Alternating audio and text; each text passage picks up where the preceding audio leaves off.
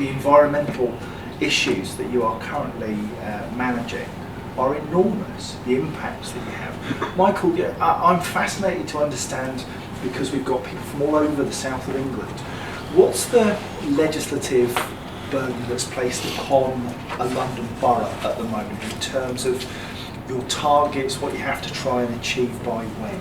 It's the air quality issues. Right. Okay. That's obviously the current standards that we have to achieve. And we're not currently in Camden. I mean, we've got one of the most polluting roads in London coming through us, which is the A40 Marathon Road. We actually made our own strategy for that, was by, again, 2022, that we would go for up to 3.5 tonne electric. Over that will be CNG. But it looks like we're going to achieve that in 2020. Wow. So next year, I'd say the deliveries that we're getting in, and if the deal works with Ford, by probably June or July next year, all of our fleet will either be EV capable or CNG. How have you made that happen? Because that's not easy. I don't know. I mean, it depends on the use. We've struggled with the usage of the individual vehicles. Anything that is staying in the borough. So we have, like I said, the 5 cars that we just ordered will stay in borough only. That's all they do. Any van that is in borough only will be pure electric. So we've got some EMVs on order. We've got Citroen Berlingo's in, and they stay in borough only. Anything that is our building maintenance, which is our biggest, let's say 250 odd vans, has been the struggle to try and find something that's EV capable, and that's where the Ford comes in. Yeah. The reality is generally that poorer areas of poorer living conditions are more polluted, and unfortunately the inhabitants of the poorer living areas are the ones that therefore end up in hospital with respiratory problems. Not just in Europe, throughout the UK. 2 councils, one very close to Cherwell, were talking about how they can prove that the burden on the NHS is greater from these areas of high pollution, which have lower living standards. So, you know, there's a coefficient there that links the two, and I think that's one of the issues. Whether it's fatalities or not, it's the burden on general societal infrastructure that is an issue. And certainly, you know, our colleagues in Holland and Germany have found that simply by lowering the emissions in a city-wise, the benefits are seen very, very quickly. Is there a climate emergency? Are you seeing lots of money being put to this? I don't think that's the case. I mean, I don't think there's a tsunami of money coming towards us. But I think that the whole climate change has risen up the agenda. I think that, you know, nationally it disappeared off the radar because of austerity, and I think that the fact that, you know, council after council has declared a climate change emergency has helped to move it up the agenda. But it will be interesting to see what actions individual councils take and can take.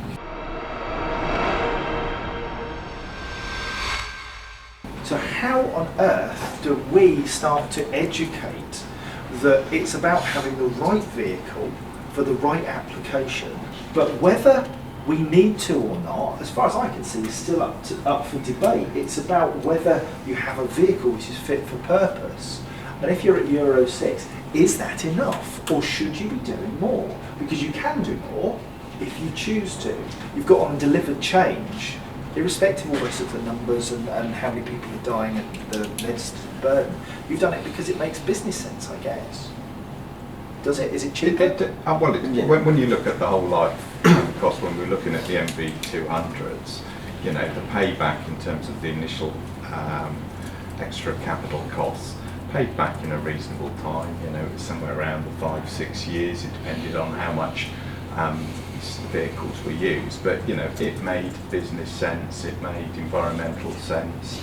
But I think, you know, it is absolutely important to us. The vehicle has got to do the job that it's required for, you know, and we're not, you know, if it can't do the job, then we're not just going to have it because, you know, it's an electric vehicle. It absolutely has to do the job, otherwise we don't want to touch it with a barge pole. With new technology, de-risking it by leasing it means that if the technology, as with the Nissan Leaf, has moved from 24 kilowatts to 60, whatever it is, 4 kilowatts now, that you've gone from a 90-mile range to 250, whatever it might be, that if you leased that original Nissan Leaf, after 3-4 years, when you've now got to 63 kilowatts and 3 times the range, that actually Simon takes the risk, because you just chuck back the Series 1 Nissan Leaf to him, and you get a brand new shiny one which can do 3 times more than the one you were paying for. Which is okay if it's a passenger vehicle like a car, but when you're talking about a specialist vehicle, Indeed. it becomes a little bit more difficult because you need to modify, you need the vehicle to do what you want. You can't give a modified vehicle back to the lease company without incurring very large costs. We're in a slightly different position to colleagues that are in police forces. That's a journey we're going on now, is to actually look at those vehicles that we can put into a pool, make them electric. We need the infrastructure first. There's no point in going out and buying electric vehicles if we've got nowhere charged.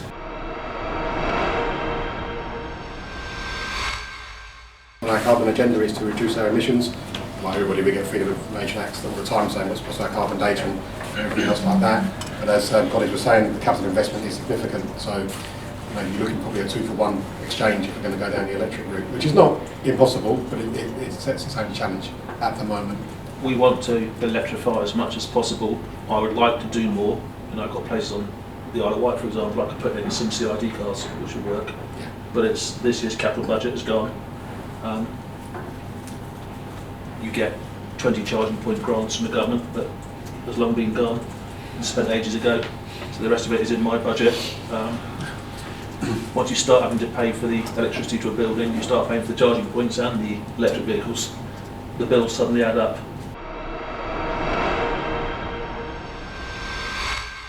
There's an onus on lease companies to put realistic residual values on electric vehicles and hybrid vehicles. And I think there's been a reticence to commit, and if lease companies really do want to be ambassadors for electric, then they have to put their neck on the block with realistic residuals as well, as opposed to just going, well, 75% of cap. I think most of our customers have gone with the electric vehicles first, and then they worry about the infrastructure afterwards.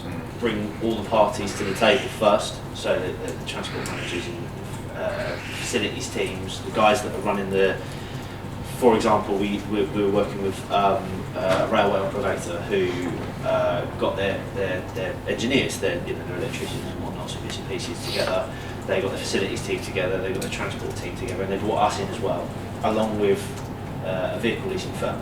And between us, we sort of worked out what it is they'd need, where they'd need it, where they'd need their charging, how it would work. They had the telematics already, so they knew whether the range would work.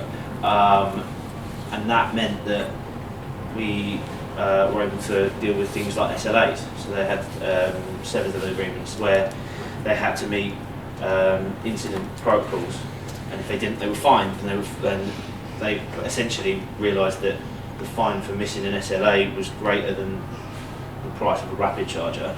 So they had a rapid charger. It was really that simple. From starting off, you learn very fast that, as I said earlier, it's not about getting a plug and getting a car. You've got to run it as each bit as a project. Yes. With all the right people from the outset. And the second bit to build off that, which emphasises the point, is to get people who are going to be there in 5 years and 10 years to understand and learn with it. There's no point in having a different project person from the council working with the Commissioner's office, working with the police force. Every time you put a new 2 plugs in the site. Sheffield City Council, city built on 7 hills, when they did a project with us, we made some recommendations we felt were ideally right for their fleet size, and predicted some of their ergonomic routine in terms of what the vehicles do. And what we didn't think, and this was 4 or 5 years ago, was uphill and down dale, you put extra strain on the battery. So what was right from previous experience for a council just down the road from them wasn't right for Sheffield. And I think it's not until you look at the nuances and the vagaries of what the vehicles are really doing on a day-to-day basis that you can make that informed decision. So there's always that skeleton, but then to actually build on that skeleton, you've got to be bespoke. A business can't roll out an an electric vehicle strategy, a zero emission strategy, without the right people to guide them down the path. It won't work. Like as I sort of alluded to before, if you're just going to put chargers in the ground because you think you need them, and you're going to buy vehicles because it might just work, it will fail. National frameworks and CCS. Yeah. So it's it's our account manager at CCS will link in with procurement, who then link in with us, who then link in with all the intermediaries around it. Yeah. So you can see where things break down at certain stages of that, because there are lots of people involved for simply buying a specialist vehicle or putting a post in the ground or whatever. We have to literally jump through hoops. By the time that hoop comes round, it's quite often a year, and you've lost momentum with it, and actually our requirements then may well change. And But back to that's square quite one. right with public money though, isn't it, surely? Yeah, you need the due process to go behind Yeah, it. it has to be smooth, You need those yes, exactly. You need those gatekeepers. I know it takes a long time. I understand that, but sometimes I don't think we help ourselves or the business by the bureaucracy that we have to go through. But I do understand why. Yeah, we do it. Through OLED, to me that's a new story in itself, Yeah. because that one vehicle might then 2 or 3 years down the line be 10, and that might then be 50. But I think we always try and do everything at once, and there's slow steps to achieving some of these aims. And OLED, it's not a bottomless pit. No. So if there's funding for 3 vehicles, I'd just say take that money and publicise it and make sure you get it.